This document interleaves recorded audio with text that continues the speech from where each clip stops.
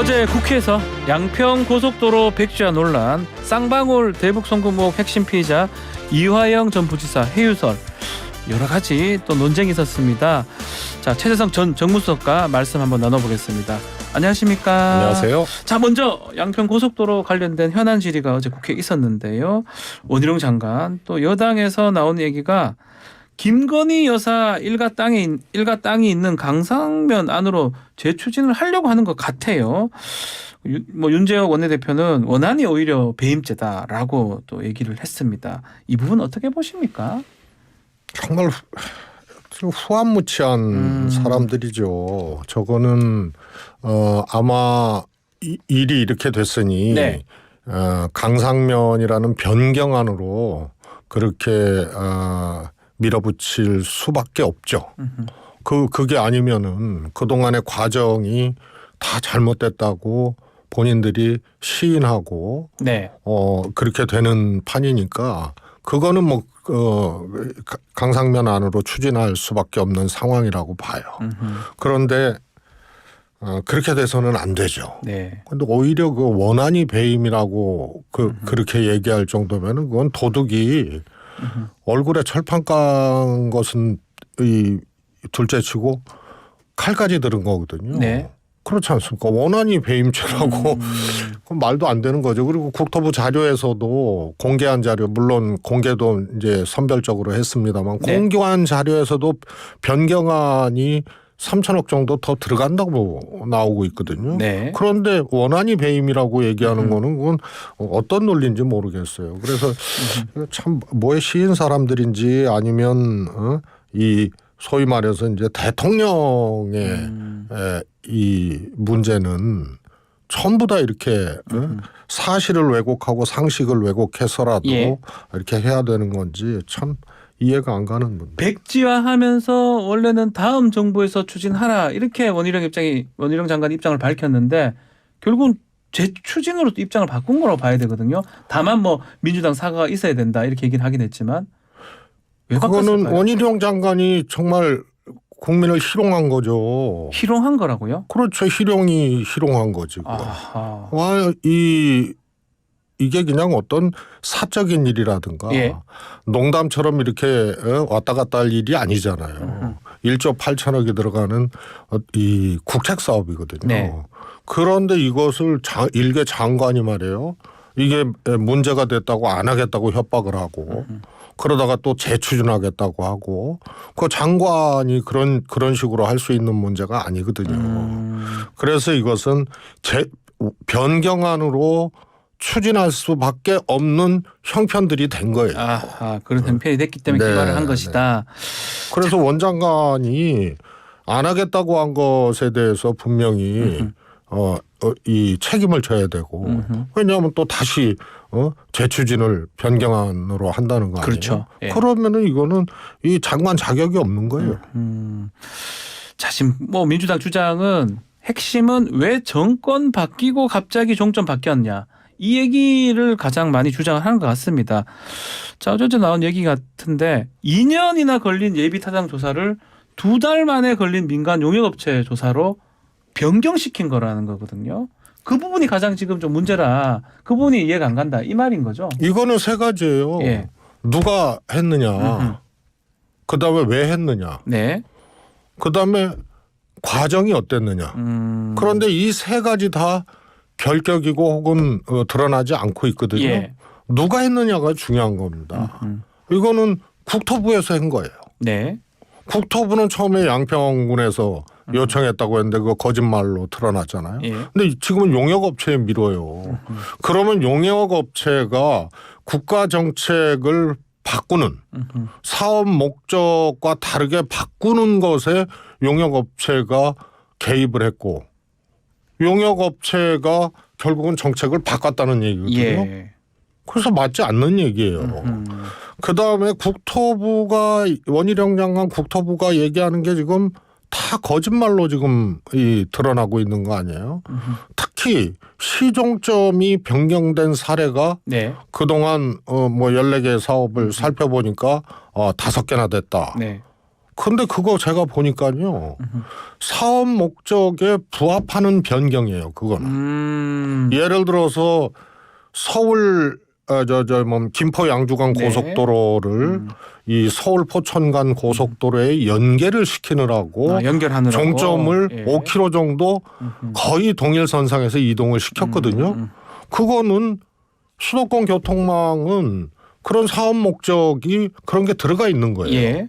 근데 이거는 서울 춘천 고속도로에 연계시키겠다는 보고와 검토 내용이 있었음에도 불구하고 예. 없다고 거짓말한 거 아니에요? 그래서 양서면이 맞는 거예요. 사업 목적에. 그리고 이것을 무슨 양평군민이 뭐 일부가 뭐 혹은 다수가 변경안을 동의한다 뭐 이런 뭐 조사도 예. 하고 이러는 것 같은데요.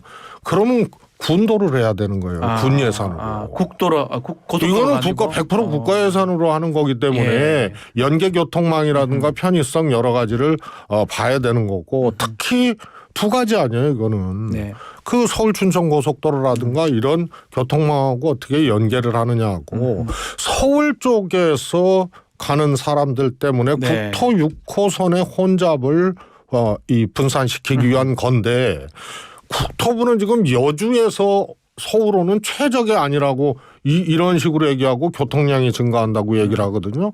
그래서 국민들만을 위한 도로면은 그건 군도로 해야 되는 군도로 해야 거예요. 되고, 예. 이거는 100% 국비 사업이고 이게 교통 연계성이라든가 분산 효과 이 두 가지가 네. 사업 목적 이 사업의 목적이거든요. 이것을 변경을 했기 때문에 이게 문제가 되는 문제가 거죠. 되는 거다. 그게 제대로 지금 설명이 안 되고 있다. 이렇게 보시는 겁니까? 국토부 해명이 안 되는 거죠. 우선 왜 바꿨느냐. 아하. 그런데 바꾼 논리를 사업 목적하고 다른 논리를 대잖아요. 그건 뭐 양평군민들이 훨씬 더 뭐 찬성이 많다든가 네. 혹은 뭐 여주에서 서울 오는 최적의 노선이라든가 그건 이 도로의 애당초 사업 목적하고 다른 겁니다. 그다음에 말씀드렸지만 기존의 시종점 변경된 사례도 미세 변경이거나 네. 다른 교통망하고 연계성을 고려해서 종점 부분을 단축했거나 전부 그런 거예요. 네. 이런 걸 가지고 거짓말을 하고 있고 돌려치기를 하고 더 중요한 거는 네. 양평군에서 이 국토부 지시를 받은 용역업체 임원이 양평군에 찾아가서 의견을 내달라고 해서 3가지 의견을 낸 거 아니에요. 근데 이거 8일 만에 냈거든요. 네. 이거는 짜고 친 게 아니면은 8일 만에 내는 게 불가능해요. 대한민국 이 지방행정이 이런 사업에 대해서 의견을 받고 8일 만에는 그러니까 용역업체 그 임원도 손으로 그린 것 같다고 손으로 그려서 낸 것과 같다고 얘기를 한 거거든요. 8일 만에 냈다는 것은 이미 이것은 국토부에서 이미 변경에 대한 어떤 입장을 갖고 양평군의 요식적 절차를 진행을 했기 때문에 8일 만에 이걸 손으로 그리듯이 그려서 냈다. 그렇게 보신다는 거죠? 네, 저는 그래서 이거는 대국민 사기극이에요. 사기다 이거는. 그래서 국정조사까지 가야 된다 이렇게 보시는 겁니까? 저는 이게요. 이걸 반드시 바로 잡아야 되고 앞으로 이런 국책 사업을 하고 국민의 혈세 들어가는 일을 어떤 사유인지 몰라도 임의로 변경하는 것. 특히 뭐 김건희 여사 일가에 뭐 땅이 거기 있고 저도 뭐 의심할 수 그게 아니라면 변경할 하등의 이유가 없거든요.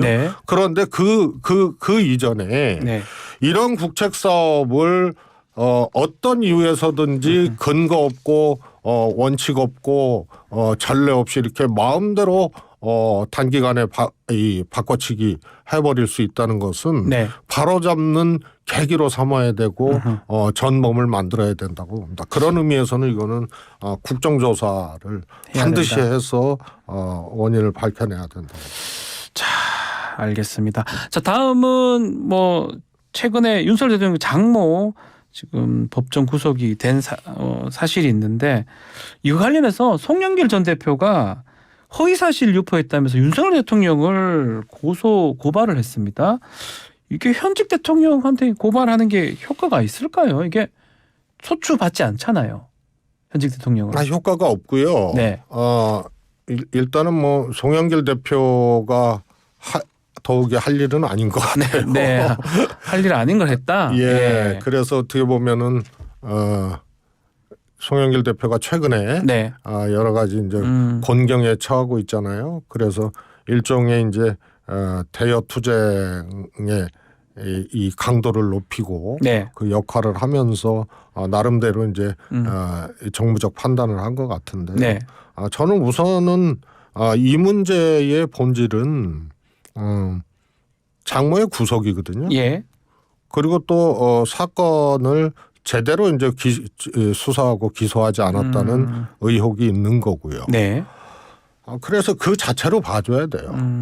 그리고 국민들께서는 이미 대통령의 처를 포함해서 처가의 부도덕함이라든가 뭐 이런 것에 대해서 충분히 인지하고 또 그걸 확인한 그런 어떤 재판 결과라고 보거든요. 네. 그런데 현직 대통령이 불소추당한다는 건 당연한 얘기인데 대통령이 장모가 10원짜리 하나 뭐 저지른 적 없다, 받은 적 없다 예. 이렇게 얘기를 했는데요. 예.